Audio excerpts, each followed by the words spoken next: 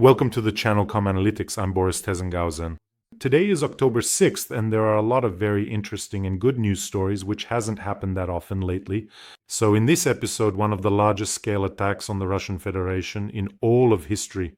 Refineries, factories, oil terminals, power plants, and more are burning.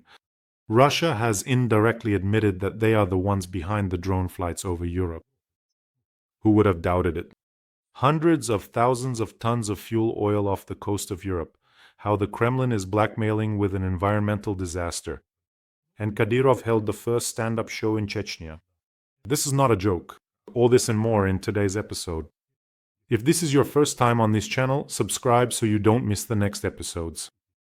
So, Russia has been subjected to the largest Ukrainian drone attack in 6 months. This is what I keep talking about. Russians will receive a painful response for their strikes on Ukraine. If in 2022 and 2023 they bombarded Ukraine with drones and missiles with impunity, trying to deprive us of our energy infrastructure so that Ukraine would be plunged into darkness and freeze, now the response comes quickly and is very unpleasant. And most importantly, it is precise. Well, I won't repeat here about the strikes on oil refineries and the fuel problems, but the issue is becoming more and more serious. And so, last night, a number of extremely unpleasant events occurred for the Russians. First of all, this night the Russians reported that over 250 drones were flying over their territory. Strikes were carried out on occupied Crimea, and some very interesting targets were hit. Very interesting sites. First of all, the attack on the Feodosia oil terminal and the oil depot attached to it. After the strike, the storage tanks caught fire there, and as they say, things really started moving. One by one, the tanks started to lose their integrity from the heat, and the glow from the fire could be seen for dozens of kilometers. And here is the very moment the oil depot was hit.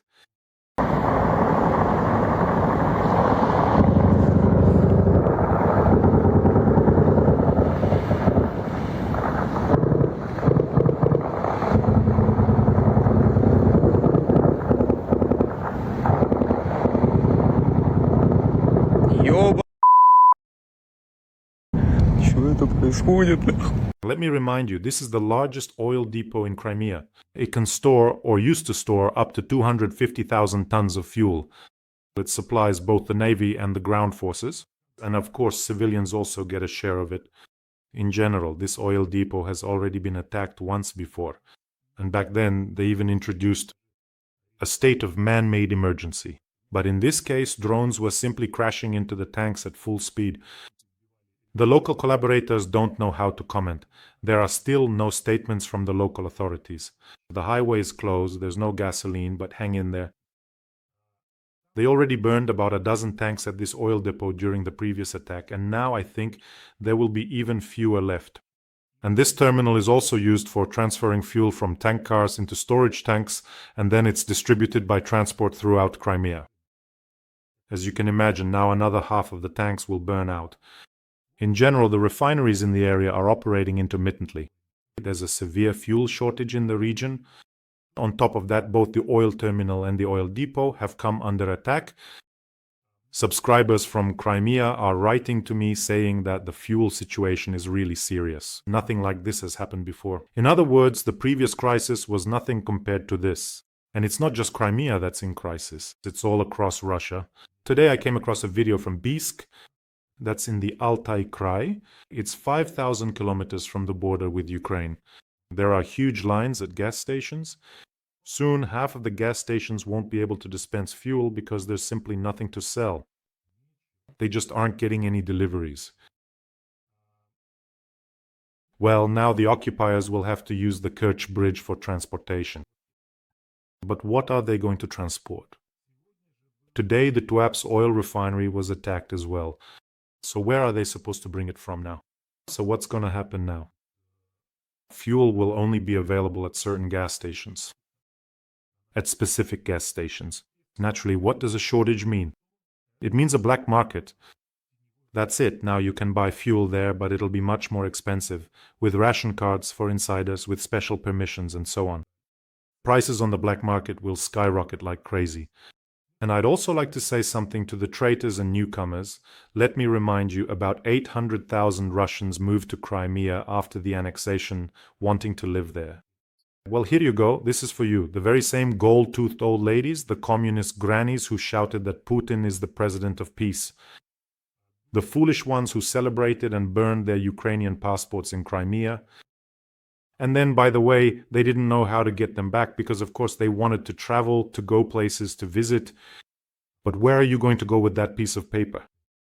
And I think even the most stubborn ones have now noticed that the problems for occupied Crimea are getting more and more serious. It's no coincidence that the Black Sea Fleet was one of the first, well, what was left of it anyway, to run away. I'm from Crimea myself and I closely follow the situation. But when some people comment and write to us saying we'll live without gasoline, everything for victory, you won't. When it's not just without gasoline, but also without electricity like in Belgorod, without water like in Donetsk, and the only money left is for the war, it'll be too late. You won't make it. And now comes another phrase that many of you have already come to love, but that's not all. There was also a strike on a military unit between Yevpatoria and the village of Uyutnoye. The village has become not so cozy for the Russians who had their radar taken out there. And before that, let me remind you, coastal radar stations were also destroyed.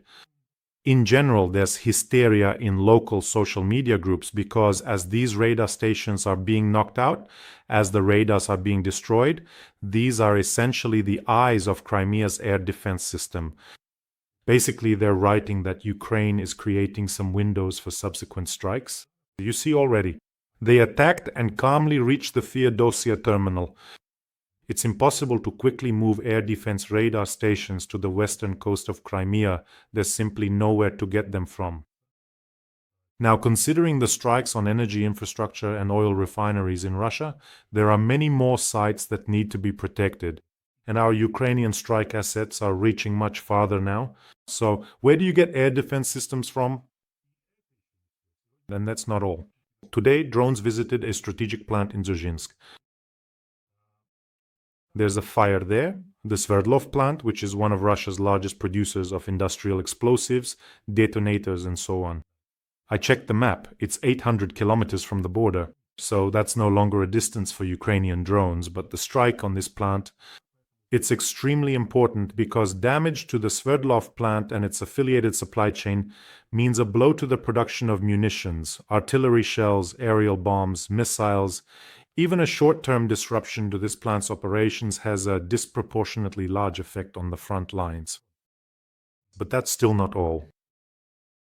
After the explosions, electricity was cut off in the southern and central parts of Belgorod. And water supply disruptions began as well. Suddenly, the Luch substation also caught fire. The local governor confirmed damage to the power infrastructure and called an emergency meeting. But that's still not all. And in Klintsy in the Bryansk region, a thermal power plant came under missile attack. And all of this happened in just one night. Let me remind you, yes, Russia continues to strike Ukraine, but it has been doing that before as well. And regarding that very same only oil refinery, when I mentioned that something could already be transported to Crimea via the bridge, but the Russians are afraid to haul tankers with explosive, highly flammable materials across the Kerch Bridge. They're afraid. Because remember when the Crimean bridge blew up, one of the explosions, and there was that beautiful picture, that remarkable photo, where tankers on the railway line were burning as well. And so the Russians are afraid of that scenario repeating. So then, where do you transport from if the only oil refinery on the Black Sea coast is burning? That's Rosneft, the Tuapse refinery. Well, what can you do? That's the one from which theoretically you could still haul fuel.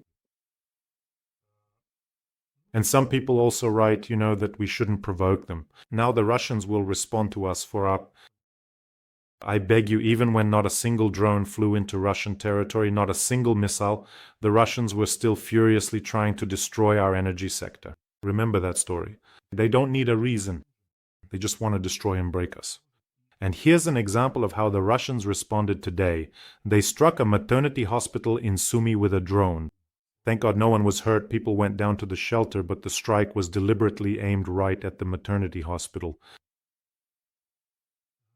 So what kind of pretext are we even talking about? They attacked us without any reason. Let's start with that. Let's start with the fact that they attacked simply because they don't want Ukraine to exist. That's it. There shouldn't be either Ukraine or Ukrainians. That's all there is to it. And today, The Economist published a remarkable article saying that Ukraine is significantly increasing its strikes on Russia's energy infrastructure and is hitting at the heart of the Russian economy. This deep strike campaign is entering a new phase, and there's some interesting statistics. In 2 months, 85 important targets have been hit, and the potential of the Russian military-industrial complex has been significantly reduced. Strikes on refineries and terminals from Chuvashia to Bashkortostan are truly paralyzing the fuel system of the Russian Federation, and in just 1 month, 16 out of 38 refineries have been hit. And then there's the figure of 40%, which is already well known, meaning that the processing capacity of the Russian oil refining industry has dropped by 40%.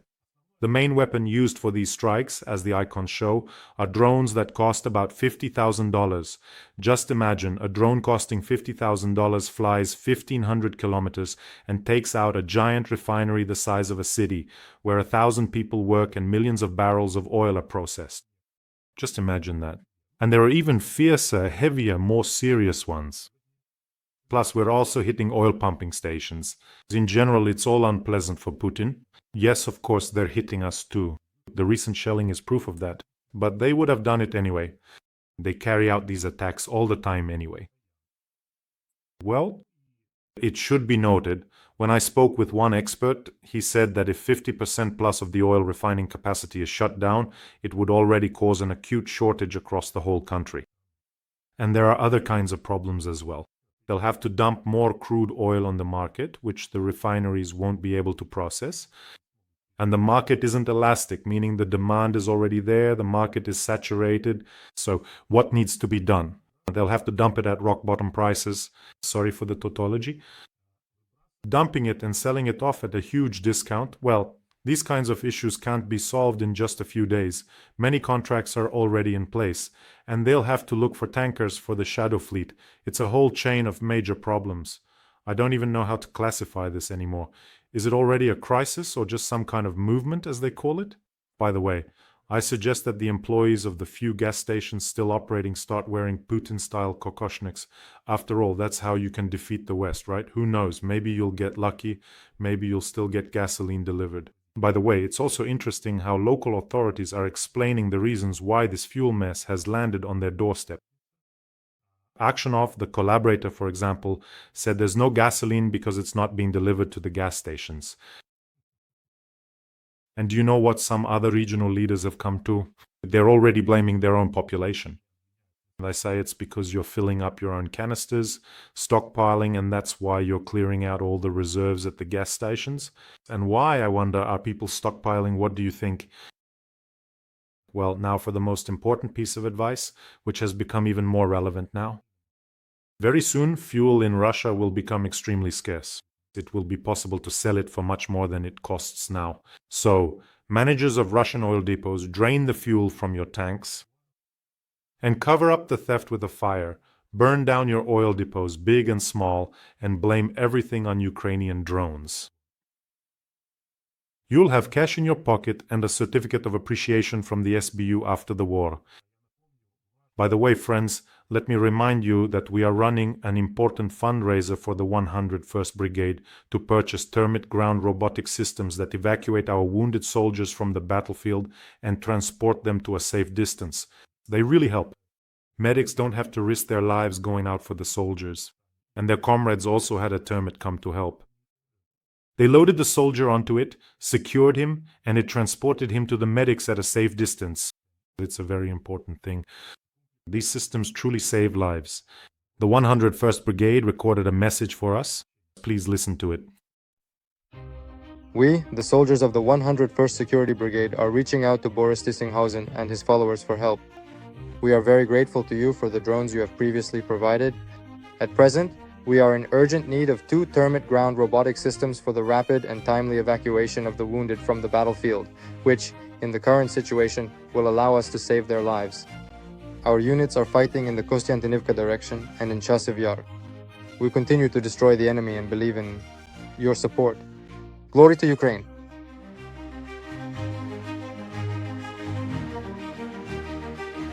So in this case, your donation saves the lives of Ukraine's defenders, for which I always say a huge thank you to you, both from myself and from our fighters. The link to the fundraiser is in the description of this video. There is Privat, there is Mono, and there is PayPal for those who want to help from abroad. I see all of you, and I want to say a huge thank you to everyone. Thank you for your support. And if you haven't seen the fundraiser or the link to it here, here's a QR code. It leads directly to the fundraiser. Now, about the drones that have flooded Europe and are flying over military facilities, airports, and not just over military sites. Remember how Russia was the first to rush to deny that the drones that entered Poland were theirs or had anything to do with them? Do you remember? But no one in their right mind feels the need to deny crimes they haven't committed. Lithuania didn't come out and say it wasn't us, right? But these guys rushed to make excuses.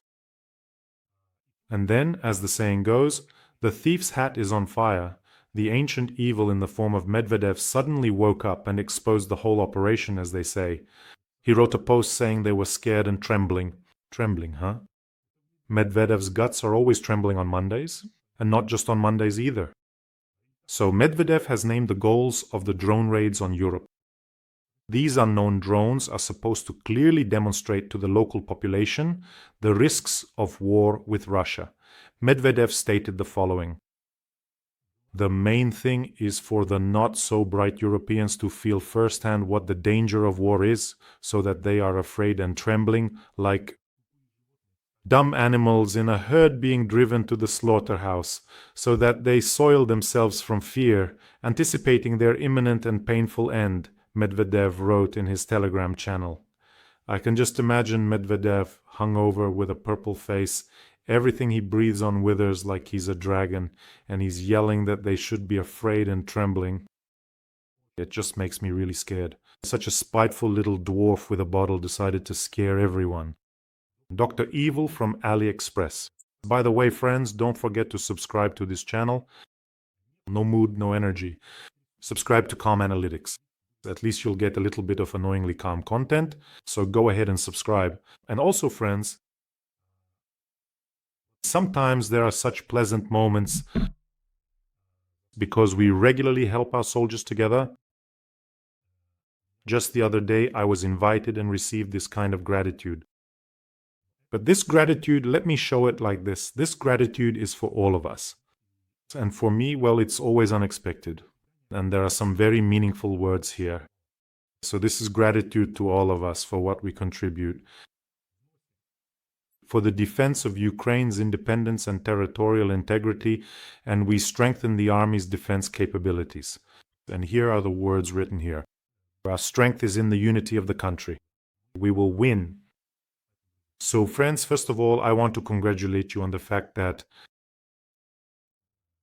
this is how our soldiers value us. This is from a separate presidential brigade. Well, honestly, it was very nice. Let's get back to that little dwarf with the flask. Does anyone still have any doubts after these posts about whose hands are really behind all this? It's too late now. In other words, it's too late to scare us with these drones. They let loose their combat Pekingese and he croaked something towards Europe. Too late. If only this happened in the first months after the full-scale invasion. Now that would have had an effect. Imagine Russia invades Ukraine from different directions. They come in from Belarus. Who knows where else they might go from Belarus? Poland is right next door. They could rush into Poland from the Kaliningrad region. The Baltic countries are there too. So they throw out a statement, if anyone makes a move, we already have troops stationed in the Leningrad region on the border with the Baltic countries, and so on. And then drones start flying over Europe. You have to admit the effect would have been completely different. And I remember very well that Ukraine was given literally 2 weeks, and that was it. So now it's like 2 weeks and Ukraine will fall. And then they would have pushed further in one go through Transnistria, stirred things up, occupied Moldova, taken it, and then, depending on how things went, they would start digging in. But now this is seen more as an act of desperation, you have to agree, an attempt to put pressure on Europe when even Putin himself doesn't understand how, while keeping up this facade, he can get out of this war. His economy is spiraling faster and faster toward the abyss.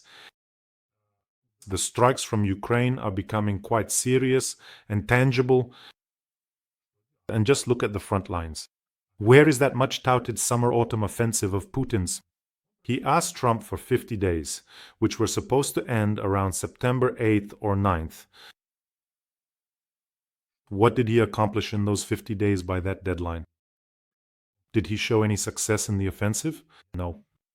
In the end, all that the paper rat showed, that's what we call him here, that rat was reciting Putin's poems at the forum, dreaming of some bygone victories like Borodino and so on, and girls in kokoshniks.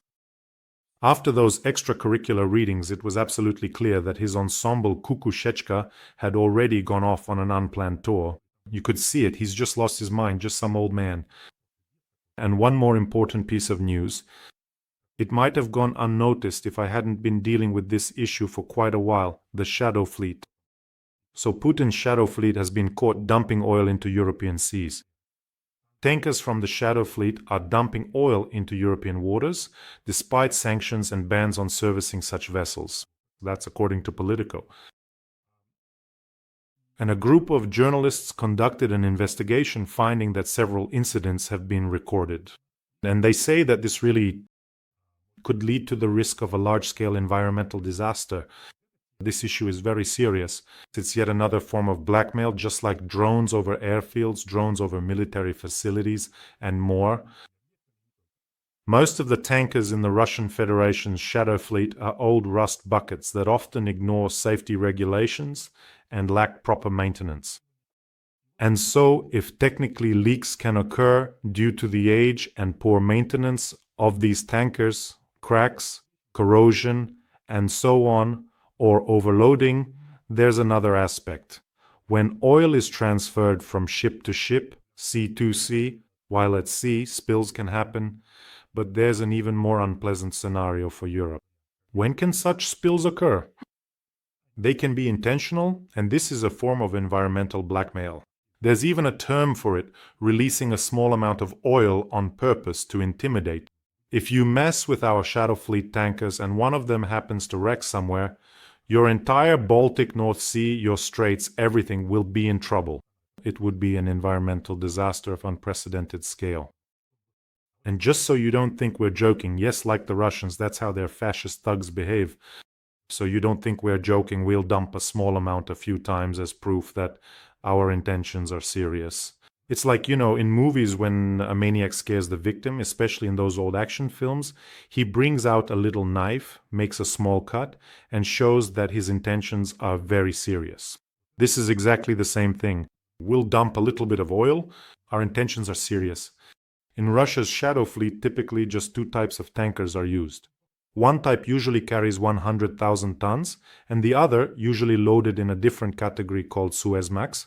There, it's 150,000, with a maximum loading of 200,000 tons. Just imagine what would happen in the shallow Baltic Sea. A semi-enclosed sea where the traffic is... Just think what would happen if one of these rusty tubs carrying 100,000 or, God forbid, 200,000 tons of oil or fuel breaks down. For example, those two Volga Neft tankers that wrecked in the Kerch Strait together had only 9,000 tons of fuel oil on board. Not 100,000, not 200,000, just 9,000. And they destroyed there a significant part of the Black Sea's waters. Both on their own territory and in the occupied Crimea, they'll be cleaning up that fuel oil for a very long time. So this is what it's about. By the way, one environmental activist broke down over there. Maybe they should assign a new one already. But isn't this exactly the kind of issue that should be addressed? And today, friends, I came across some news. At first I thought it was some kind of website for, there are those sites where the news is, satirical. Like, it seems real, but it's actually satire. I came across a story about how Kadyrov attended the first stand-up festival in Chechnya named after his father, Kadyrov. The Kadyrov Stand-Up Festival. I just thought, well, I'll check it out of curiosity. Well, you would too, surely. Kadyrov at a stand-up festival. And there's a video of Kadyrov there. It's 4 minutes long. So just so you understand, 3.5 minutes out of 4. Everyone, they're congratulating Kadyrov not even on his birthday, but on his upcoming birthday.